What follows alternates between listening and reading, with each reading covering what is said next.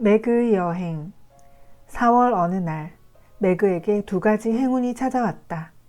하나는 매그가 가르치는 킹신의 아이들이 모두 홍역에 걸려서 수업을 쉬게 된 것, 또 하나는 애니 모펫이 매그를 2주 동안 자신의 집으로 초대한 것이다. 자매들은 모두 매그의 짐 싸는 일을 거들었다. 2주 동안이나 재미있게 놀 수 있다니 정말 좋겠다. 조가 치마를 개며 말했다. 날씨도 정말 좋다. 베스가 언니를 위해 빌려준 예쁜 소지품 상자에 리본을 넣으며 말했다. 나도 이렇게 예쁜 옷들을 입고 근사한 휴가를 보낼 수 있으면 얼마나 좋을까?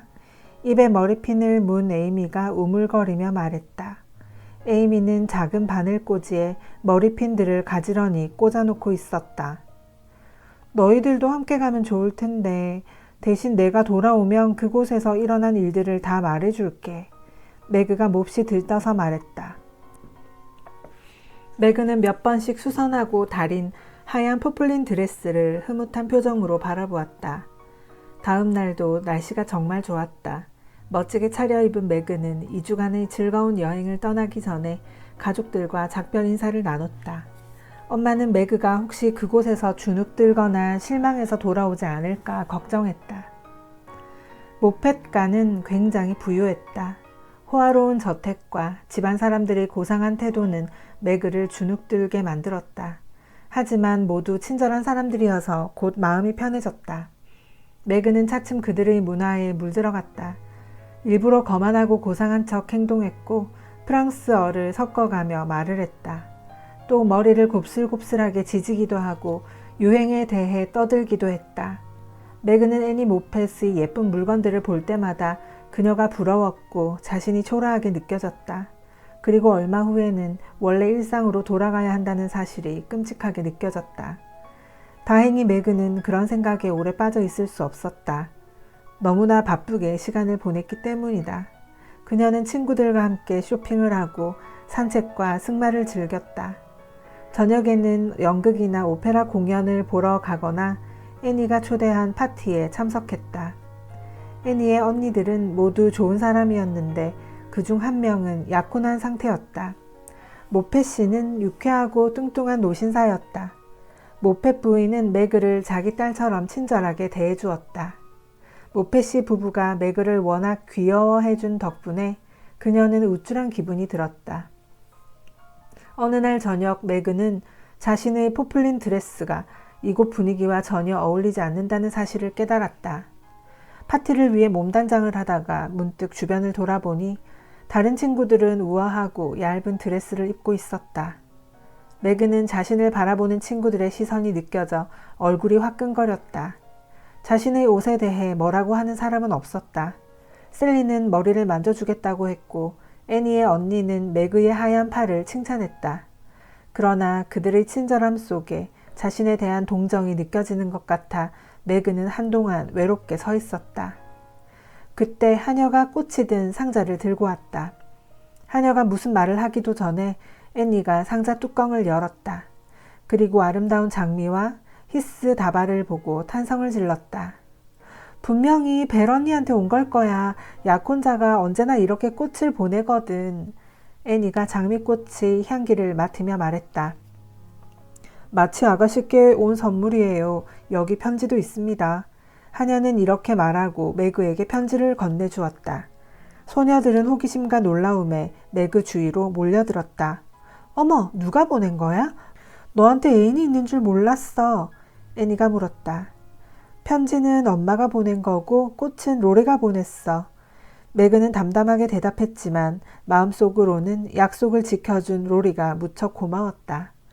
엄마가 보낸 편지에는 허영심과 시기심을 경계하라는 조언이 적혀 있었다. 매그는 창피해서 얼굴이 빨개졌고 재빨리 편지를 주머니에 넣었다. 로리의 선물에 기분이 좋아진 매그는 자신이 쓸 장미와 히스 몇 송이만 남기고 모두 친구들에게 나눠주었다. 친구들은 매그의 선물에 감사하며 그녀를 세상에서 가장 친절한 사람이라고 극찬했다. 모펫 부인에게 인사하러 가기 전 매그는 거울에 자신의 모습을 비춰보았다. 그녀의 표정은 밝았고 장미와 히스로 장식한 드레스는 더 이상 초라해 보이지 않았다. 매그는 그날 저녁 마음껏 춤을 추었고 애니와 노래를 불렀다. 모두들 매그의 아름다운 목소리를 칭찬했고 링컨 소령은 저 눈이 아름다운 차만 아가씨는 누구냐고 물었다. 모페 씨도 매그가 춤을 출 줄 아는 숙녀라며 점잖게 칭찬하고 춤을 정했다. 하지만 우연히 사람들의 대화를 듣고 난 다음부터 매그는 마음이 몹시 혼란스러웠다.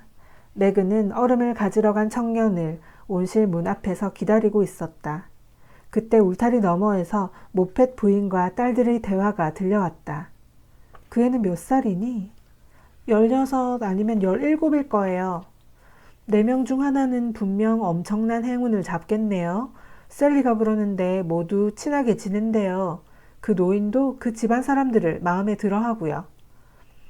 아마 그의 엄마가 계획적으로 자매들을 접근시키는 걸 거야.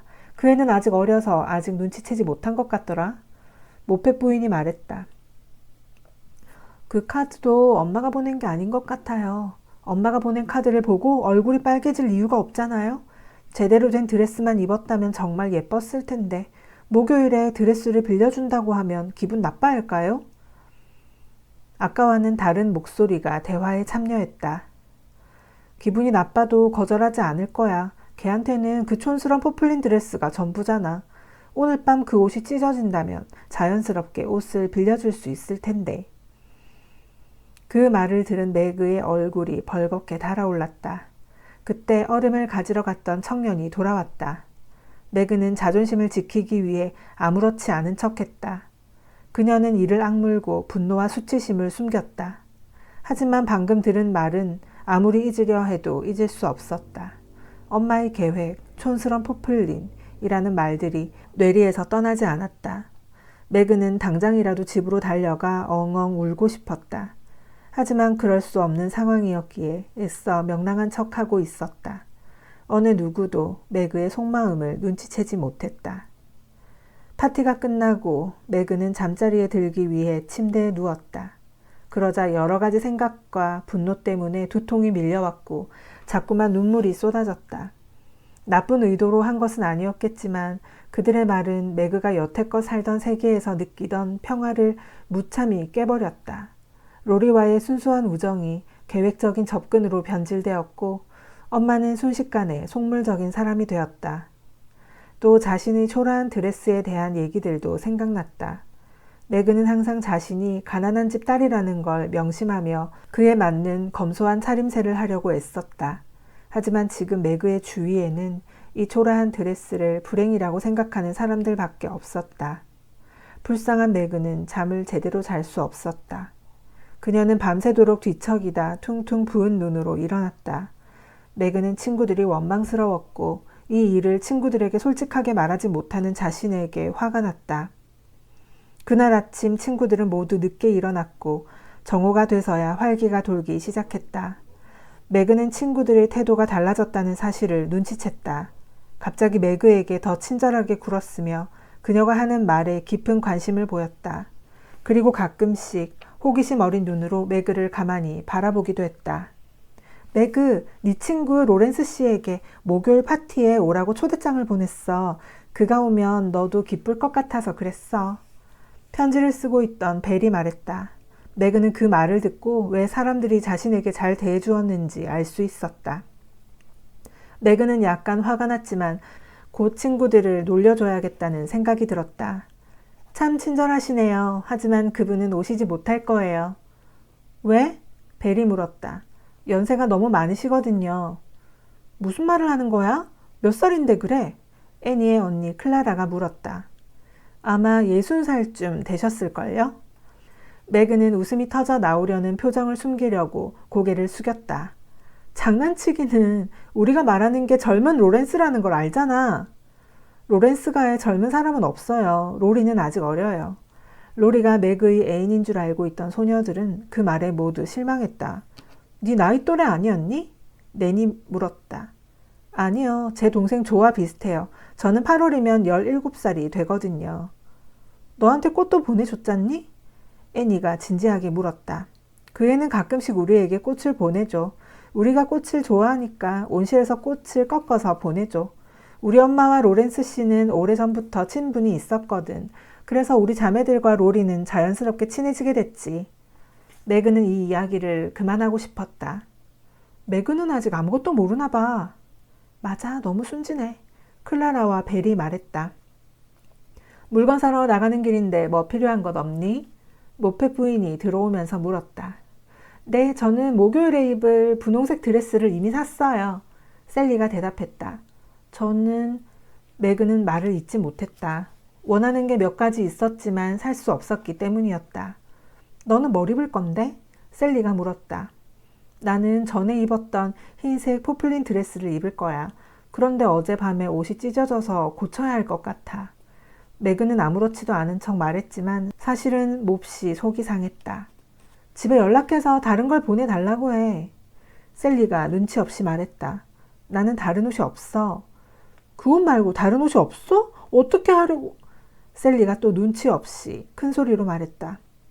아직 사교계에 들어온 것도 아닌데 드레스가 많아서 뭐해? 그리고 집에 옷이 많다고 해도 옷 한 벌 때문에 사람을 보낼 순 없잖아?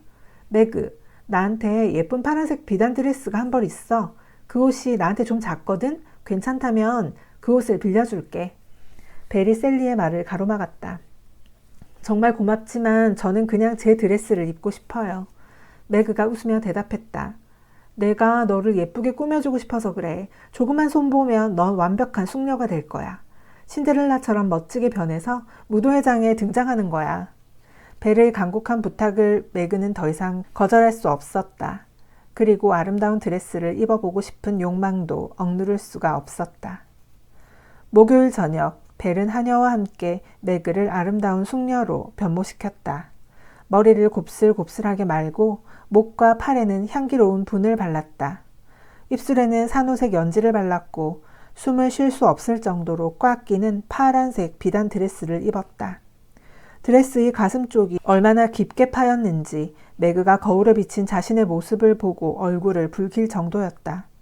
거기에 은으로 된 팔찌, 목걸이, 귀걸이를 착용하였고 신발은 옷과 비슷한 파란색 하이힐을 신었다. 그리고 레이스 손수건과 깃털이 달린 부채, 장미꽃으로 장식을 마무리했다. 제자리에서 한 바퀴만 돌아봐. 너무 예쁘다. 벨은 인형에게 새 옷을 입은 여자아이처럼 기뻐했다. 자, 가서 사람들한테 너의 멋진 모습을 보여주는 거야. 벨이 매그를 떠밀며 말했다. 매그는 긴 치맛자락을 왼손으로 잡고 친구들이 있는 방으로 들어갔다. 매그의 친구들은 입에 침이 마르도록 그녀의 아름다움을 칭찬했고 매그는 깃털을 붙이고 우쭐해하는 우화 속 까마귀처럼 그 자리에 서 있었다. 나는 옷 갈아입으러 갈 테니 내는 매그에게 걷는 방법을 가르쳐 주렴. 굽 때문에 잘못하다가 넘어질 거야. 클라라는 머리핀으로 왼쪽 머리카락을 고정시켜주고 절대 내 작품을 망가뜨려선 안 돼. 벨이 동생들을 돌아보며 말했다. 나 아무래도 무도회장이 못 갈 것 같아. 기분이 이상하고 옷은 반쯤 벗고 있는 느낌이야. 매그가 셀리에게 말했다. 정말 잘 어울려. 꼭 프랑스 여자 같아. 벨 언니의 미적 감각은 정말 뛰어나단 말이야.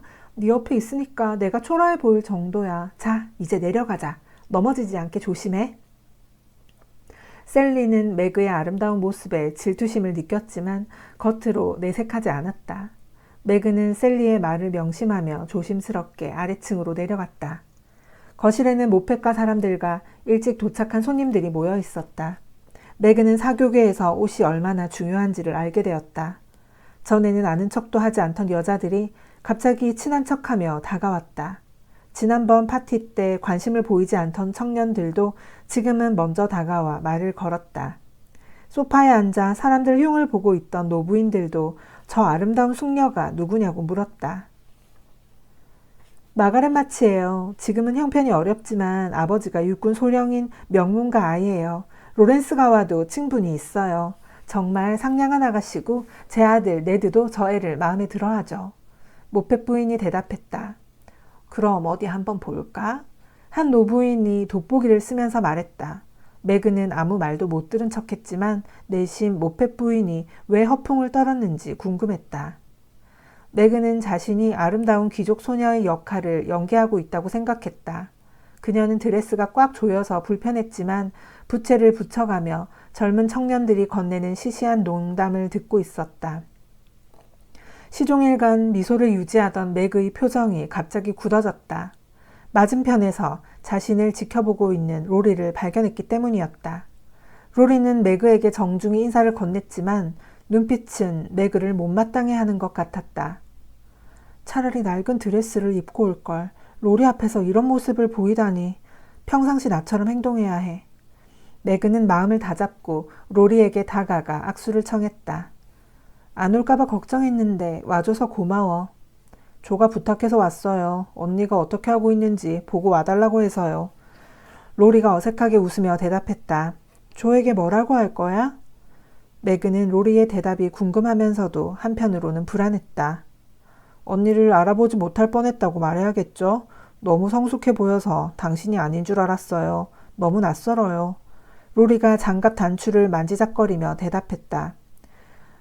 무슨 말도 안 되는 소리를 하고 있니? 친구들이 장난삼아 이렇게 꾸며준 걸 가지고.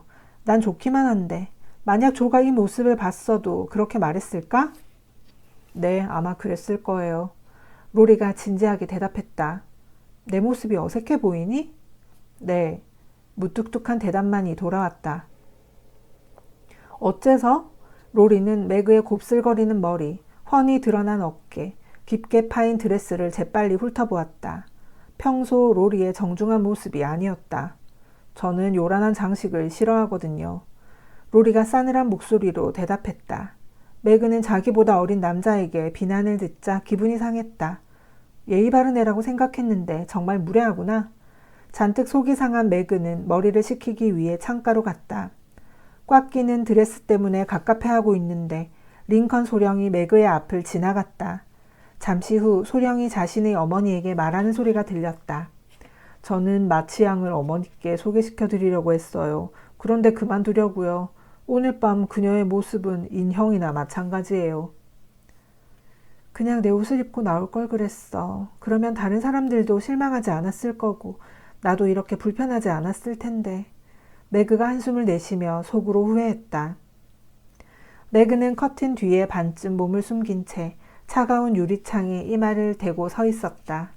맥은 자신이 가장 좋아하는 왈츠가 시작되는 것도 아랑곳하지 않고 생각에 잠겨 있었다. 그때 누군가 맥의 어깨를 살짝 건드렸다. 뒤돌아보니 로리가 서 있었다.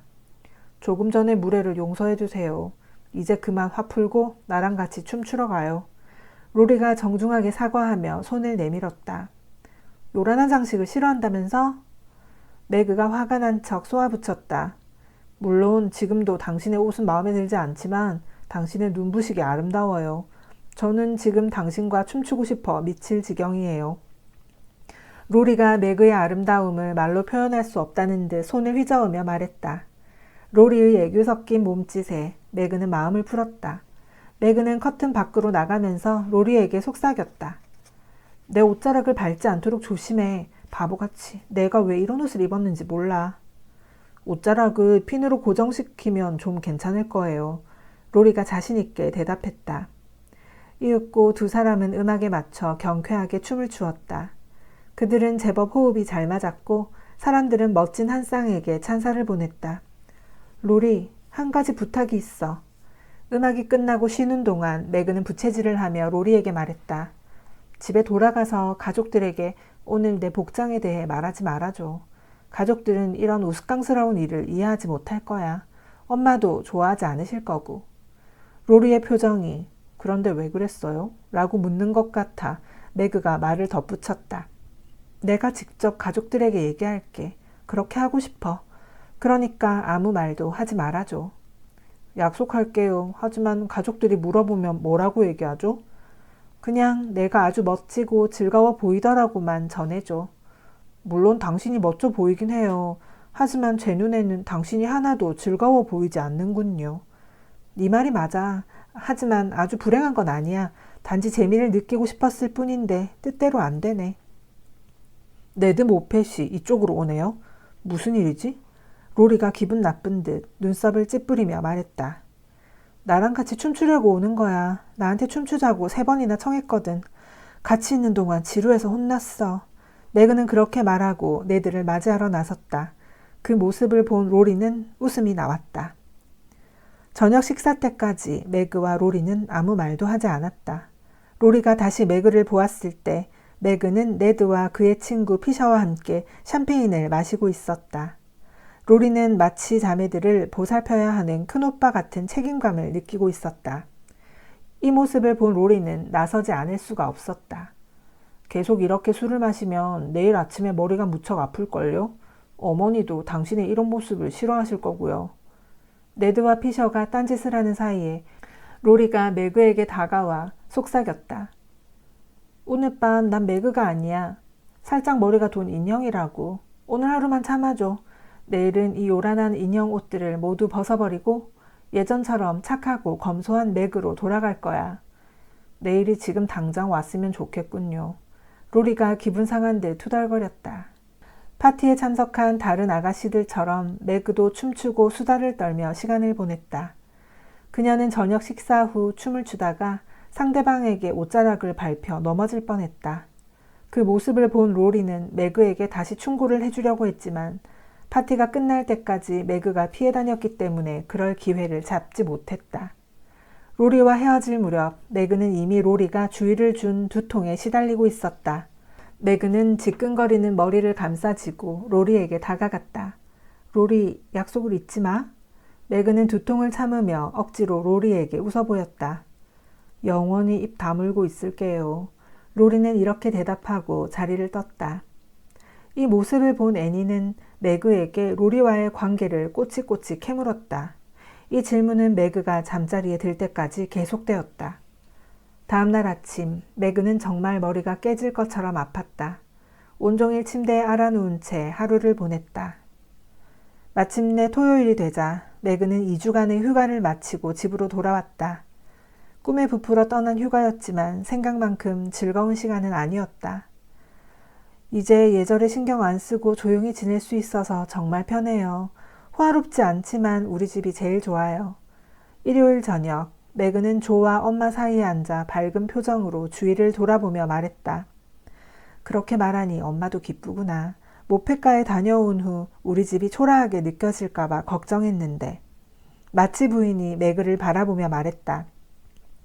마치 부인은 웃고 있는 매그의 얼굴에서 어두운 구석을 발견하였다. 매그는 분명 지난 휴가가 즐거웠다고 했다. 매그는 모펫 저택에서 있었던 이야기를 들려주면서 매우 즐거운 시간이었다고 강조했지만 마음 한구석에는 뭔가 무거운 짐이 남아있는 듯했다. 베스와 에이미가 잠자리에 들자 매그는 난로를 바라보며 생각에 잠겼다. 조는 옆에서 의자를 정리하고 있었다. 9시가 되자 매그는 베스의 피아노 의자를 들고 마치 부인 앞쪽으로 다가갔다. 엄마, 고백할 게 있어요. 그럴 거라 짐작했다. 무슨 일이니? 자리를 피해줄까? 조가 조심스럽게 물었다. 아니, 괜찮아. 나는 너한테 뭐든지 털어놓잖아. 너도 모페가에서 내가 저지른 끔찍한 일들을 들어줬으면 좋겠어. 얼마든지 말해보렴. 마치 부인은 무슨 얘기가 나올지 불안했지만 애써 미소를 지으며 말했다. 파티에서 친구들이 저를 치장해줬다고 했었죠? 하지만 분을 바르고 머리를 지지고 가슴이 파인 드레스를 입었다는 사실은 말하지 않았어요.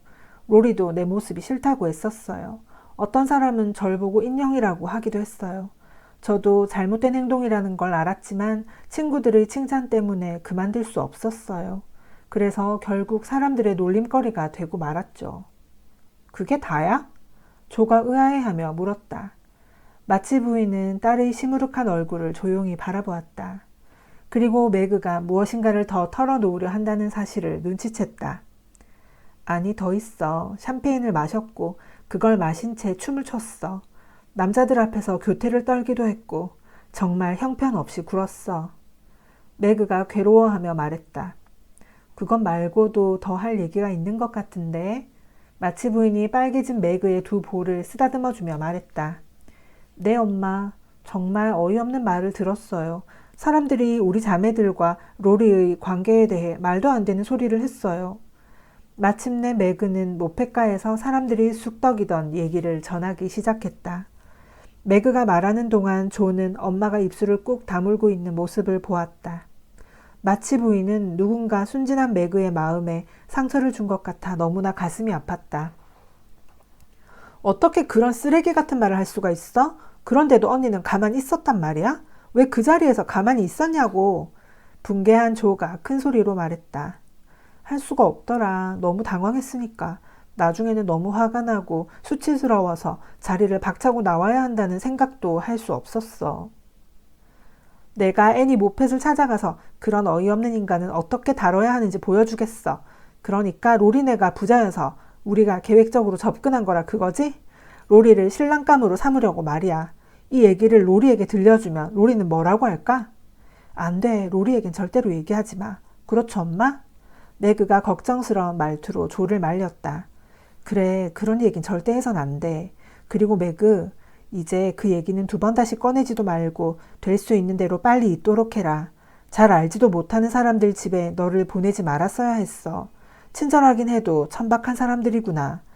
이번 여행 때문에 네가 상처를 입은 것 같아 마음이 아프구나. 마치 부인이 단호한 표정으로 말했다. 엄마 걱정하지 마세요. 나쁜 일들은 모두 잊고 좋은 기억들만 남길게요. 혹시 거기서 누린 사치가 제게 독이 될까 걱정하지 마세요. 저는 오히려 이번 일 덕분에 제가 아직 많이 부족하다는 사실을 깨달았어요. 앞으로 제 자신을 스스로 보살필 수 있을 때까지 엄마 곁에 있고 싶어요. 하지만 사람들이 저에게 칭찬을 해줄 때는 기분이 정말 좋았어요. 그런 감정은 당연한 거란다. 다만 거기에 집착하지 않고 그것 때문에 숙녀다운 행동을 잃지 않는다면 말이지. 이제부터는 정말 너를 발전시키는 칭찬과 그렇지 못한 칭찬을 구분하는 방법을 배우도록 해라. 그리고 진정한 찬사를 들으려면 겸손해야 한다는 사실도 잊지 말고. 매그가 잠시 생각하는 동안 조는 평소처럼 뒷짐을 진 채 매그를 쳐다보았다. 조의 표정에는 달라진 매그에 대한 호기심과 당혹감이 뒤섞여 있었다. 2주 전까지 매그는 구애니 찬사니 하는 소리를 한 번도 들어본 적 없었다. 2주 동안 매그는 부쩍 성숙해진 것 같았다. 엄마, 모펫 부인 말처럼 계획을 짠 게 사실인가요? 매그가 조심스럽게 물었다. 그럼 세상의 모든 엄마들은 자신의 딸들을 위한 계획을 짜놓는단다. 하지만 내 계획은 모펫 부인이 상상한 것과는 달라. 이제 너도 내 말을 이해할 나이가 되었으니 엄마의 계획을 들려주마. 이런 말을 해줄 수 있는 것은 엄마밖에 없잖니. 조, 너한테도 해당되는 말이니까 함께 내 계획을 잘 들어보렴. 그리고 마음에 들면 엄마와 함께 실천하자꾸나. 조는 마치 중대한 행사에 참여하기라도 하는 듯 엄숙한 표정으로 의자 팔걸이에 걸터 앉았다. 마치 부인은 두 딸의 손을 잡고 얼굴을 가만히 바라보았다. 그리고 진지하면서도 쾌활한 목소리로 입을 열었다. 난 내 딸들이 아름답고 착하고 훌륭하게 자라길 바란단다. 다른 사람들에게 사랑받고 칭찬받고 존경받기를 원해. 행복한 젊은 날을 보내고 현명하게 결혼하고 근심 걱정 없는 보람된 삶을 살기를 원하지. 여자가 누릴 수 있는 가장 큰 행복은 좋은 남자의 사랑을 받는 것이란다. 나는 내 딸들도 이런 아름다운 경험을 할 수 있기를 바란다. 이런 생각은 엄마라면 누구나 가지고 있을 거야. 매그, 나는 너희들을 돈 많은 부자와 결혼시킬 생각이 없어. 아무리 화려하고 좋은 저택이 있더라도 사랑이 없다면 아무 소용없어. 물론 돈이란 필요하고 중요한 것이지만 그것을 인생의 목표로 삼아선 안 돼. 나는 너희들이 불행한 여왕의 삶을 사는 것보다 가난하지만 너희들을 사랑해주는 남편 옆에 있는 모습을 보고 싶단다. 베르 말로는 가난한 처녀는 적극적으로 자신을 드러내지 않으면 좋은 기회를 잡을 수 없대요. 매그가 한숨을 쉬며 말했다. 그러면 차라리 노처녀로 살겠어. 조가 단호하게 말했다. 조의 말이 맞아. 아내나 남편감을 찾아다니는 불행한 여자들보다는 행복한 노처녀가 낫단다. 마치 부인도 조의 말에 동의했다. 매그, 너무 걱정 말거라. 가난은 진정한 사랑의 장애가 될 수 없단다. 엄마가 아는 훌륭한 여인들은 가난했지만 좋은 품성을 갖췄기 때문에 모두 행복한 결혼을 했어. 그러니 너무 걱정하지 말고 자신을 다스리는 데만 신경 쓰려무나. 그리고 이것 하나만은 잊지 말거라. 엄마는 너희들이 언제든 마음을 털어놓을 수 있는 안식처가 될 거고 아빠는 늘 가장 진실한 친구가 되어줄 거야. 우리는 너희들이 우리 삶의 자랑이고 기쁨이 되기를 진심으로 바라고 있단다. 꼭 그렇게 될게요. 엄마, 꼭 그럴게요. 두 딸은 엄마를 껴안으며 진심 어린 목소리로 외쳤다.